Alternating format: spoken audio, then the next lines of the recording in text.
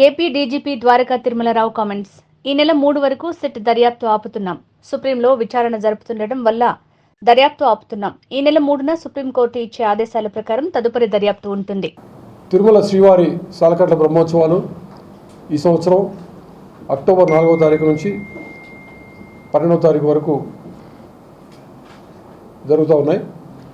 దీనికి సంబంధించి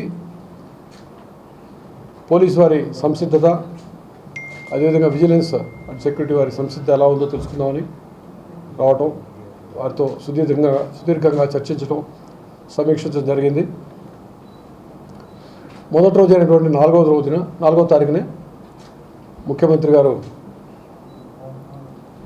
తిరుమలకి రావటం, పట్టు వస్త్రాలు సమర్పించడం జరుగుతుంది.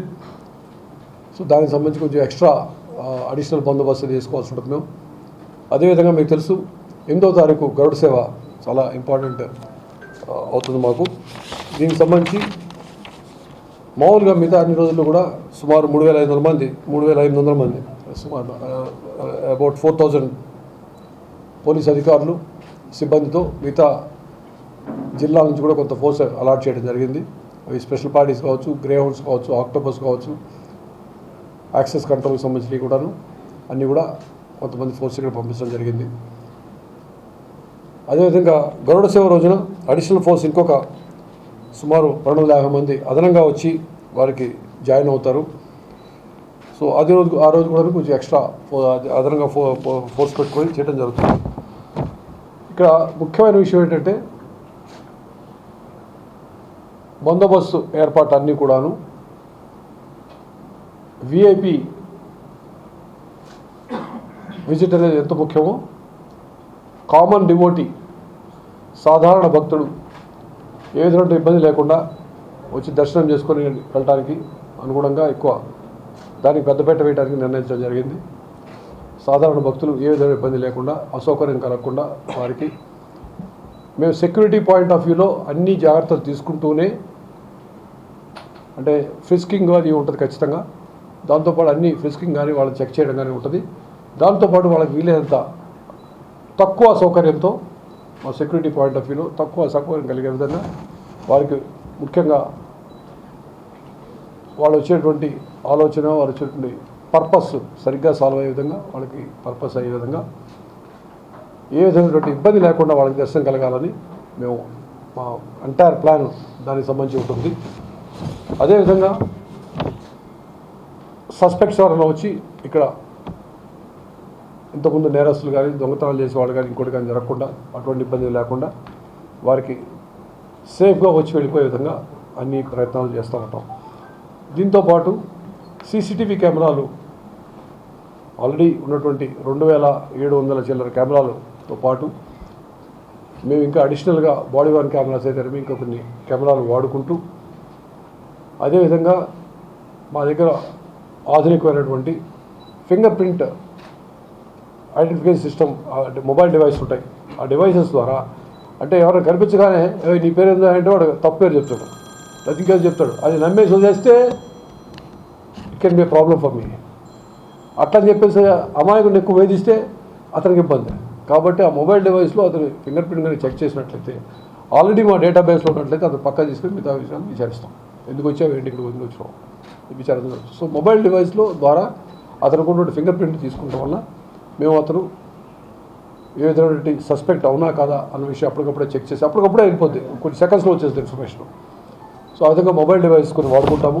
దాని విధంగా నేరస్తులు ఇక్కడ వచ్చి ఏదైనా ఇబ్బంది కలిగించకుండా, ప్రయాణికులకు ఏదైనా ఇబ్బంది కలగకుండా చూస్తాము. అదేవిధంగా ఏదైనా సోషల్ మీడియాలో జరుగుతున్నటువంటి చర్చల గురించి కానీ, వాళ్ళ గురించి ఆలోచనలు కానీ, ప్లాన్స్ కానీ తెలుసుకోవడం, తర్వాత సైబర్ క్రైమ్ విషయంలో ఏదైనా కొన్ని రకాలైన రూమర్స్ కానీ, పుకార్లు ఏదైనా వదంతులు రావడానికి కానీ అవకాశం అవి చూసుకోవటం, ఇవి అప్పటికప్పుడు చెక్ చేసుకుంటూ ఏ విధమైన ఇబ్బంది లేకుండా, ప్రజలకు ఇబ్బంది లేకుండా చూసుకోవడానికి ప్రయత్నిస్తూ ఉంటాం. అదేవిధంగా వాహనాలు ట్రాఫిక్ రెగ్యులేషన్ అయితేనేమి, ఎన్ని వాహనాలు రావాలి, మాడా స్ట్రీట్స్లో ఎంతమంది కెపాసిటీ ఉంది దాని ప్రకారం మాత్రమే వాళ్ళు అలౌ చేయటం, అది పీపుల్స్ మేనేజ్మెంట్ అక్కడ ఎంతమంది రావాలో ఏమిటో చూడటం. తర్వాత ఈ మధ్య కొంతకాలంగా చేస్తున్నామని చెప్పారు, మా వాళ్ళు సిస్టమ్ చెప్పారు.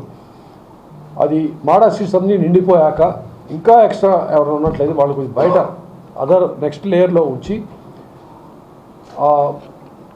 వాహన శ్రేణి వచ్చినప్పుడు వాహన శ్రేణి దాటుతూ ఉండగా 4 వైపులు కూడా అక్కడికి వచ్చినప్పుడు అక్కడ కాసేపు వాహనాన్ని ఆపి మెయిన్ వాహనాన్ని ఆపేసి అక్కడ దగ్గరలో ఉన్నటువంటి నెక్స్ట్ లేయర్ వాళ్ళు కూడా పిలిపించి వాళ్ళ వాహనం దర్శించుకొని వెళ్ళిపోయే విధంగా చేయడం ద్వారా ఒక్కొక్క చోట ఒక 20,000 మంది చొప్పున 80,000 మందిని ఈజీగా ఆ విధంగా మేము క్లియర్ చేయగలుగుతామని అనుకుంటా ఉన్నాం. ఇప్పుడు ఉన్న మహారాష్ట్రలో ఉన్నటువంటి కెపాసిటీ కాక అడిషనల్గా ఈజీగా ఒక 80,000 మందిని ఈ విధంగా స్వామివారి దర్శనం చేసుకునే విధంగా వాహనాలని దర్శనం చేసుకునే విధంగా అవకాశం కల్పించడానికి ఉంటుంది. అదేవిధంగా ఆర్టీసీ బస్సు కూడా అదనంగా నడుపుతా ఉన్నాం. రోజు ఉండేటువంటి 404 బస్సులు అయితే అది కాకుండా యావరేజ్గా వాటిని మేము ఒక 1450 ట్రిప్స్ రోజు నడపడానికి ప్రయత్నిస్తాము. మామూలుగా 2022లో బ్రహ్మోత్సవాలు అప్పుడు 79,000 మంది ఆ నార్మల్ ట్రిప్స్, తర్వాత గరుడ సేవ రోజు 1,74,000 మంది ప్రయాణికులకి మేము అవకాశం కల్పించాము 2022లో. ఈ సంవత్సరం ఖచ్చితంగాను మేము మామూలుగా అనుకుంటుంది అయితే ఒక అడిషనల్గా వేసిన బస్సుల ద్వారా 2,276 ట్రిప్స్ నడపడానికి అవకాశం ఉంది అనుకుంటా ఉన్నాము. 404 బస్సుల నుంచి రోజుకి 1,130 ట్రిప్పులు చేయటం జరుగుతుంది. అదేవిధంగా గరుడ సేవ రోజు మాత్రం 2,714 ట్రిప్పులు చేయడానికి మేము అన్ని విధాలుగా సంసిద్ధమై ఉన్నాము. ఆ రోజు 2,50,000 మందిని ప్రయాణికులు బస్సు ద్వారా చేసేటువంటి అవకాశం ఉందని చెప్పి అనుకుంటా ఉన్నాము. సో ఈ విధంగా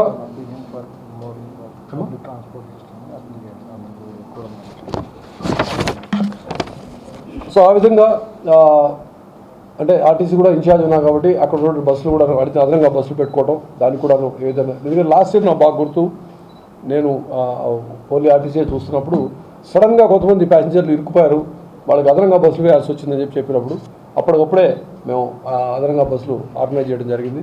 అటువంటి అవసరం అయితే కూడా దానికి దానికి సరిపడా బస్సులు దగ్గరలో డిపోలో పెట్టుకొని ఉంటాము. ఏదైనా అవసరం అయితే కూడా will be able to do that. So మా అప్పీల్లో ఏమిటంటే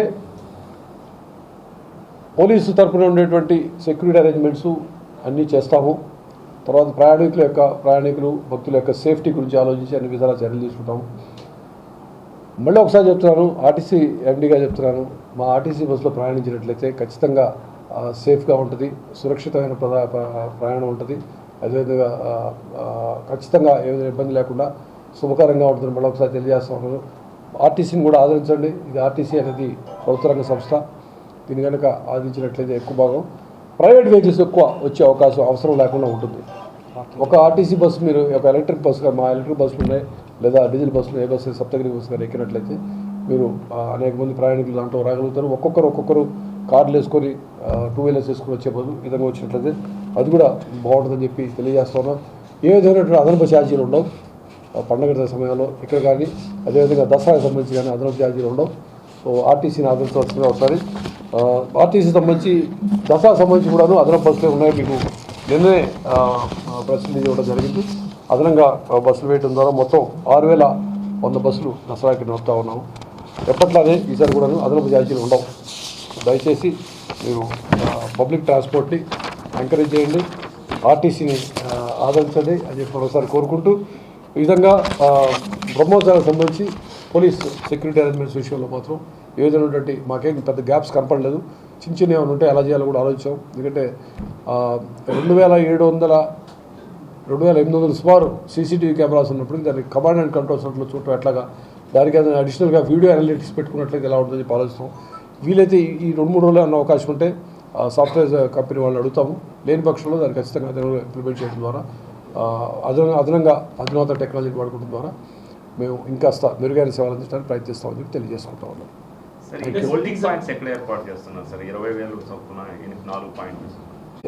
మాడా స్ట్రీట్స్ వెనకాల ఏమంటారు దాన్ని, లేయర్స్ అంటారా, ఇంకో లేయర్ ఉందా, స్ట్రీట్ అంటారు, అంటే ఎగ్జాక్ట్ చెప్తారా? అంటే వెనకాల దాని మాడా స్ట్రీట్ వెనకాల ప్యారల్ ఉంటుంది అది. ఎగ్జాక్ట్ ఏంటి దాన్ని ఉంటారు చెప్పండి. Queue line entry point already queue line work జరుగుతుంది. ఎక్కడైతే మనకి డిఫరెంట్ ఇంతకుముందు ప్రీవియస్ దీన్ని మౌత్ని వెడల్పుగా ఉండే ప్లేసుల కింద నేను ఎస్పీ గారు పోయి ప్లేసెస్ ఐడెంటిఫై చేయడం జరిగింది. ఆ ప్లేసుల్లోనే ఆల్రెడీ క్యూ లైన్ వర్క్ కూడా జరుగుతుంది. Security check just behind Maharaj street మళ్ళీ ఇంకా ఆల్మోస్ట్ అంతే విడుతూ ఉంటుంది. దానికి మళ్ళీ అదే వెడల్పుగా ఇంకోటి ఉంటుంది అనమాట. అవసరం కూడా కోసం ఏమండి రీఫిల్లింగ్ చేయడానికి అలాంటి సిస్టంలో ఇప్పుడు పోలీస్ డిపార్ట్మెంట్ కోఆర్డినేషన్ లేదు. ఇది వాస్తవం కదా? లాస్ట్ ఇయర్ నాకు తెలియదు కానీ ఉందని చెప్తున్నారు ఇప్పుడు. అంటే మహారాజ్ స్ట్రీట్స్లో చెప్పండి 2 lakhs వరకు మహారాజ్ స్ట్రీట్స్లో అకామిడేట్ అవుతారు. రిమైనింగ్ 4 డైరెక్షన్లో సార్ ఏదైతే ఉన్నాడో అందులో కనీసం మ్యాక్సిమం ఇప్పుడు ఆల్రెడీ బ్యారికేడింగ్ అవుతుంది. అక్కడ లగేజ్ లేకోకుండా అక్కడి నుంచి చెక్ చేసుకొని ప్రాపర్గా మ్యాక్సిమం 4 ఎక్కడైతే 4 డైరెక్షన్స్ ఉన్నాయో అక్కడి నుంచి తీసుకొని మ్యాక్సిమం ఇంకా ఎక్కువ భక్తులకి అవకాశం కల్పిస్తాం. మీ కోఆర్డినేషన్ ఇష్యూస్ లేవండి, అందుకే కూర్చొని అందరం కూర్చొని మాట్లాడుకున్నాం. ఇంకా ఏదైనా అవసరం అయితే మళ్ళీ మిగతా సంబంధిత అధికారులతో కూడా మాట్లాడడం జరుగుతుంది. దాని గురించి వేరే అవసరం అది ఒక చెప్పిన రోజు మాత్రం 1250 మంది ఎక్కువ దాదాపు 3000 చిల్లర అంటే 3800 వరకు ఫోర్స్ తీసుకుంటుంది. ఇందులో అలైన్ ఫోర్స్ కూడా ఉంటారు. అయిపోయింది బ్రహ్మోత్సవాలు అయిపోయింది మారుతాం లేదు with in the state sir అన్నట్లుగా ఒకటి భక్తులందరికీ కూడా పబ్లిక్ ట్రాన్స్పోర్ట్ సిస్టమ్ని ఎంకరేజ్ చేస్తే పైన ట్రాఫిక్ అంతరాయం కలగకుండా ఉంటుంది. పార్కింగ్ కొంత మాత్రమే ఉంది కాబట్టి పార్కింగ్ అయిపోయిన తర్వాత ఖచ్చితంగా కింద హోల్డింగ్ పాయింట్స్ ఆపుతారు. అక్కడ కూడా లేకపోతే కంటిజెంట్ హోల్డింగ్ పాయింట్స్ బయట ఆపుతాం కాబట్టి ముందే పబ్లిక్ ట్రాన్స్పోర్టేషన్ ఎంకరేజ్ చేసే విధంగా వస్తే అందరికీ కూడా బాగుంటుంది. మొత్తం ఎన్ని ఆర్టీసీ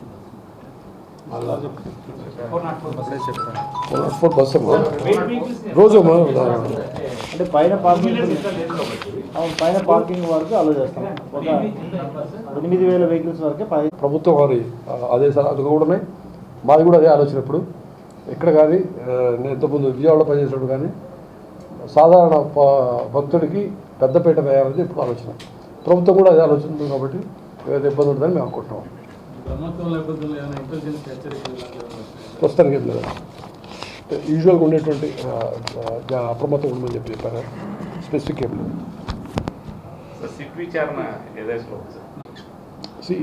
సింపుల్ కంప్లైంట్ వచ్చింది మాకు, దానిపైన ఒక కేసు కట్టడం జరిగింది. కేసు యొక్క తీవ్రతను బట్టి సిట్ అనేది ఫామ్ చేయడం జరిగింది, కాన్స్టిట్యూట్ చేయడం జరిగింది. కేసు తీవ్రతను బట్టి ఒక ఐజీ స్థాయి అధికారిని పెట్టి చేయడం జరిగింది. వాళ్ళు గత 2 రోజులుగా వెళ్ళి అక్కడ ప్రొక్యూర్మెంట్ యొక్క ప్రాసెస్ ఏమిటి, శాంప్లింగ్ ప్రాసెస్ ఏమిటి, ఎక్కడ జరిగే అవకాశం ఉంది, ఎందుకంటే ముందు ప్రాసెస్ అర్థం చేసుకోవాలా, ఎక్కడెక్కడ ఏం జరుగుతుందో మొత్తం చూసి స్టడీ చేసి ఇన్ఫర్మేషన్ తీసుకునేలోపు దేశ సర్వోన్నత న్యాయస్థానం నుంచి ఒక ఆర్డర్ వచ్చాక దాని ప్రకారం ప్రస్తుతానికి దాన్ని ఆ దర్యాప్తు ఆపడం జరిగింది. So what I want to you is when the case is at the apex court, సర్వోన్నత న్యాయస్థానం సుప్రీంకోర్టు పరిధిలో ఒక ఆలోచన జరుగుతున్నప్పుడు 3వ తారీఖు వరకు ఆహ్వానం చెప్పినప్పుడు దీనికన్నా ఎక్కువ మాట్లాడటం సమంజసం కాదు. What I told you I already clearly told you what I can told you. అంటే మనకి మీడియాలో వచ్చేసి అర్థం చేసుకోవాలి. నాకు కాగితం వచ్చే వరకు నేను చేస్తాను ఉంటాను అనలేంగా. ఆపమన్నారు 3వ తారీఖు వరకు ఈ దర్యాప్తును ఆపమన్నారు. సిటీ యొక్క దర్యాప్తును ఆపమన్నారు. సిటీ యొక్క దర్యాప్తు we've been informed from Supreme Court Counsel. మా లాయర్ ఉంటారు కదా, council has informed this is what it is, so we stopped. We are not in a hurry, we'll do it, let the order come now. ఎందుకంటే నేను ఒక్కడే చెప్తాను, అంటే దీని గురించి మనం ఎక్కువ చర్చించడం అనేది అంత సమంజసం కాదు. ఎందుకంటే ఇంకో కోర్టు అయితే మళ్ళీ అప్పీల్కి వెళ్తాను. సుప్రీంకోర్టు గురించి మాడితే చాలా డేంజర్ ఇప్పుడు. సో అక్కడతో ఆపేస్తాను. మీకు కానీ నాకు కానీ ఇద్దరికి ఇబ్బంది. టీటీడీ కంప్లైంట్ కూడా ఏదైనా పోలీస్ డిపార్ట్మెంట్ తప్పుపడుతోందా? అంటే లడ్డూని క్వాలిటీని చెక్ చేయకుండానే ఇచ్చారు కంప్లైంట్, ఇలాంటిది ఏదైనా అబ్జెక్షన్స్ ఏదైనా పోలీస్ డిపార్ట్మెంట్ నుంచి టీటీడీకి ఉందా? నాకు తెలిసి ఏమిటంటే వాళ్ళొక ఇంటర్నల్ ఎంక్వైరీ చేశాక అంతర్గతంగా ఒక ఎంక్వైరీ విచారణ చేశాక ఒక కంప్లైంట్ ఇచ్చారు. ఆ కంప్లైంట్ని బేస్ చేసుకొని ఉన్నటువంటి కంటెంట్స్ ప్రకారం మేము కేసు కట్టడం జరుగుతుంది. ఆ కేసు యొక్క తీవ్రతను బట్టి సిట్ పెట్టడం జరిగింది. దానికి ప్రస్తుతానికి కొంచెం ఇంకొక రోజు పాటు అంతరాయం ఉంటుంది. మళ్ళీ చూస్తాము, ఆర్డర్ వచ్చిన ప్రకారం చూస్తాం. క్లియర్. మా వాళ్ళు పోయి నిన్నంతా ప్రొక్యూర్మెంట్ ప్రాసెస్ ఎక్కడ ఏం జరుగుతుంది, శాంప్లింగ్ ఎట్లా జరుగుతుంది అన్నీ కూడా చూసి వచ్చారు. ఎట్లా తీసుకుంటారో ఏంటని చూసి వచ్చారు. సో దానికి సంబంధించి ఎలా చేయాలని we have a plan of action. Sir, have you found out any deviations in the preliminary inquiry? I couldn't get you. Have you found out any deviations, sir? This preliminary. There is an inquiry. Based on the inquiry only they give the complaint. So I don't really go into the inquiry done by somebody else. No, sir, they have been briefed you, sir. I have gone through the inquiry report also. The inquiry report చూసినాను. ముఖ్యంగా complaint is what is very important for me. Complaint basis మీదనే FIR కట్టడం జరుగుతుంది. ఆ కంప్లైంట్లో ఏమున్నాయి, ఏమేమి sections apply అవుతాయో చూసి దాని ప్రకారం కేసు కట్టడం జరుగుతుంది. That's what we did. నేను ఒకటి చెప్తా అండి, I can tell you one thing very clearly. Police శాఖ చేసే ప్రతి పని కూడా చట్టానికి, న్యాయస్థానాలకి అనుగుణంగానే వాళ్ళ ఆదేశాల ప్రకారం చేయడం జరుగుతుంది ఎప్పుడైనా కానీ. మా వర్కింగ్ ఎప్పుడు కూడా I can assure you once again that we are very transparent in our working style. పూర్తిగా పారదర్శకంగా ఉంటుంది. చట్టాన్ని గౌరవిస్తూ న్యాయస్థానాల ఆదేశాలకు అనుగుణంగా మాత్రమే మా వర్కింగ్ ఒక దర్యాప్తుగా ఏది కూడా మా పనితీరు మొత్తం కూడా అదేవిధంగా ఉంటుంది. మరొక్కసారి మీకు నేను అష్యూర్ చేస్తున్నాను, హామీ ఇస్తున్నాను. Sir, vigilance enforcement already enquired you. దానికి సంబంధించి రిపోర్ట్స్ ఏమన్నా? విజిలెన్స్ ఎన్ఫోర్స్మెంట్ నాకు దీంట్లో చేసింది టీటీడీ వాళ్ళు ఎంక్వైరీ చేసి మాకు ఇచ్చిన కంప్లైంట్ నాకు తెలుసు. అంటే విజిలెన్స్ దాంట్లో ఈ అడల్టరేషన్ సంబంధించినటువంటి కంప్లైంట్ లేదు. విజిలెన్స్ సంథింగ్ ఎల్స్, ఆ ఇష్యూ అది వేరేది ఉంది, వాళ్ళు చేస్తున్నారు. ఇంకా మాకు అది రాలేదు కదా, మాకు ఇంకా రాలేదు అది. అంటే SIT case dairy take over చేసిన తర్వాత అందులో అడల్టరేషన్ సంబంధించిన యాక్ట్ కూడా 51, 59 యాక్ట్లు అసలు టీటీడీకి సంబంధించిన హెల్త్ డిపార్ట్మెంట్ కానీ ఎవరు కంప్లైంట్ చేయలేదు, ఫుడ్ ఇన్స్పెక్టర్స్ కానీ కంప్లైంట్ చేయలేదు. కేవలం జిఎం ప్రొక్యూర్మెంట్ ఇచ్చిన కంప్లైంట్లో ఎట్లా అడల్టరేషన్ ఐడెంటిఫై చేస్తారు అనేది కేవలం ల్యాబ్ బేస్డ్ చేశారా? అంటే I only go by the contents of the petition first. దాంట్లో ఏం కంటెంట్ దాంట్లో సెక్షన్ ఆఫ్ లా వస్తుంది. దర్యాప్తులో అది దానికన్నా ఎక్కువ సెక్షన్ రావచ్చు, లేదా వాళ్ళు పెట్టిన సెక్షన్ ఉండకపోవచ్చు. It all comes through investigation. నేను అందుకే చెప్తున్నాను మీకు, ఇన్వెస్టిగేషన్ అనేది పారదర్శకంగా ఉంటుంది, చట్ట ప్రకారం మాత్రం ఉంటుంది. ఇదే కాదు, ఏ కేసు అయినా కూడా I can assure you on that. Would like to do it correctly. ఎవరిని తప్పట్టాలని, ఎవరిని ఇరికించాలని ఉద్దేశంతో ఎప్పుడు ఉండదు మా దర్యాప్తు. ఏ కేసు కూడా ఇదే కాదు, ఏ కేసులో కూడా ఉండదు. That I would like to tell you once again. We'll go purely as per law and we have all adherence and all adherence to the orders of the various courts. న్యాయస్థానాలు ఇచ్చేటువంటి ఆదేశాలకు అనుగుణంగా, తర్వాత చట్టాలకు అనుగుణంగా మాత్రమే పనిచేస్తాం. సార్ ట్రాన్స్పరెంట్గా ఉంటుంది అంటున్నారు. పోలీస్ డిపార్ట్మెంట్ ఏదైనా అప్పీల్ చేస్తుందా సిట్ ఎంక్వైరీ జరుగుతున్నప్పుడు? పెద్ద ఎత్తున లడ్డు ప్రసాదానికి పక్షులకు సంబంధించి మనోభావం పెద్ద ఎత్తున ట్రోల్ అవుతుంది చాలా వరకు మీడియాలో కానీ సోషల్ మీడియాలో. అంటే వాట్ ఐ వాంట్ పొలిటికల్గా కూడా చాలా డ్యామేజ్ అవుతుంది. సర్టన్లీ వీఆర్, మేము ఉండబట్టే మా కౌన్సిలర్ మాకు చెప్పింది. Our counsellor representing, we have a council in supreme court. మాకు ఒక లాయర్ ఉండబట్టేగా తెలిసింది. మాకు మేము అప్పీల్ చేయాల్సిన అవసరం లేదు. అక్కడ విచారణ ఉంది.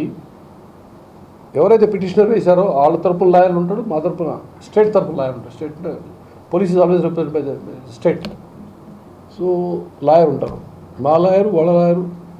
మాకున్నటువంటి వాస్తవాలు సుప్రీంకోర్టు జడ్జి గారి ముందు ప్రవేశపెట్టినప్పుడు ఏది కరెక్ట్ అనిపిస్తే అది చేస్తాం. ఇంకా అప్పీల్ చేయాల్సిన అవసరం లేదు. ఇంకా విచారణ పూర్తి కాలేదు, ఆర్డర్ రాలేదు. అదే నేను చెప్పేదాల్లో ఒకటే, సమయంలో మనం పాటించాలా. నెంబర్ 1 నేను చెప్తుంది. ఎందుకంటే అంత పారదర్శకంగా మాత్రం ఉంది. ఎవరిని ఎప్పుడు మేము ఈ కేసే కాదు, ఏ కేసులో కూడా ఎవరిని ఫిక్సప్ చేయాలని కానీ, వాళ్ళని ఏడిపించాలని కానీ, వాళ్ళని ఇబ్బంది పెట్టాలని కానీ ఉండదు. తప్పే చేయకుండా అష్యూర్. ఓకే, అవగాహన కోసం, పూర్తిగా మా అవగాహన కోసం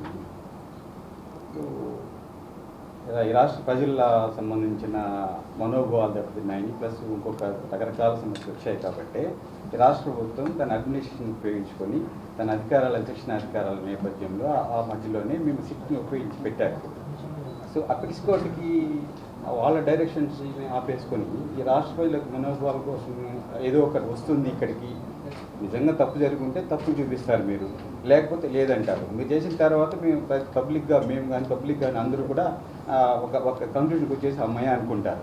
అలాంటిది సుప్రీంకోర్టు ఏదో ఒక కేసులోనూ ఏదో ఇచ్చిందని చెప్పి మీరు సిట్ ఇప్పుడు ఆపడం ఎంతవరకు సమంజసం అంటారు? ఇప్పుడు సుప్రీంకోర్టు చెప్పాక ఆపకుండా నేను నా ఇష్టం చేసుకున్నా అని ఏ పౌరుడు అనకూడదు. అలాగే సుప్రీంకోర్టు పెద్ద కోర్టు అపెక్స్ కోర్టు అని చెప్పి గౌరవిస్తున్నాం, అపెక్స్ కోర్టుని గౌరవిస్తున్నాం. Same time old apex court రికార్డ్స్లో సుప్రీంకోర్టు యొక్క ప్రాధాన్యత అంటే మీరు అడిగిన ప్రశ్న అడగడంలో తప్పేం కాదు. రెండవది డిక్లైన్ అవుతుంది supreme court apex India apex court యొక్క తీర్పులు అన్నీ చూసుకుంటే వరల్డ్ గ్రాఫ్లో తగ్గుతోంది సుప్రీంకోర్టు. సో అది అది మీ పూర్తిగా మీ వ్యక్తిగత అభిప్రాయంగా భావించి నేను మాత్రం దాని గురించి మాట్లాడను.